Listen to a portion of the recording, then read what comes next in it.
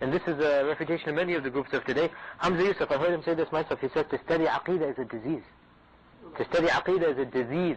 He's talking about the Salaf, he's Ahlul Sunnah Jama'ah. He says to study Aqidah, there's a modern group, they emphasize Aqidah, and this is a disease of the heart. Okay? Wallahi, when you study Aqidah, this is the only way you will save yourself from the fire of hell, and this is the only or the primary way that you will increase in your love of Allah. Hamza Yusuf, the other thing he said, Aqidah you can learn it in 10 minutes, it's dogma. You can learn it in 10 minutes, it's nothing, you just memorize a list and that's it. Okay? It's exactly the word he used, it's dogma. Okay?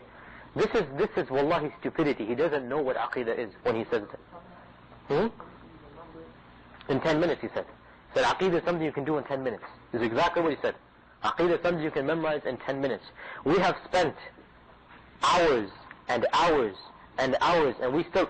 By the way, do you guys ever see me flipping the pages over, just ignoring things? We don't even have time to finish this book of Aqidah. Forget about thousands and thousands of other books. This book that we're covering, the book that I'm doing, which is a commentary of Kitab al-Tawheed, Fath al-Majid, by the grandson of Muhammad Abdul Wahab, okay, Abdul Rahman ibn Hasan ibn Muhammad al-Wahab. We're not even finishing this one book. How can you do Aqidah in 10 minutes? You know, really, this shows you that the guy is ignorant of what Aqidah. This is what the Ash'aris are. They don't really care about Aqidah that much. You know, the Ash'aris in general, they don't care about Aqidah that much. They're more interested in other things. You know, whereas Aqidah is the life of the heart. How about the time before Abul Hasan al-Ash'ari? What were the people before him? They couldn't have been Ash'ari, he wasn't alive back then. Okay? They were Salafi, in the sense they followed the Salaf. Okay? They followed the Salaf of the Sahaba, the Tabi'een, and the Tabi'at Tabi'een.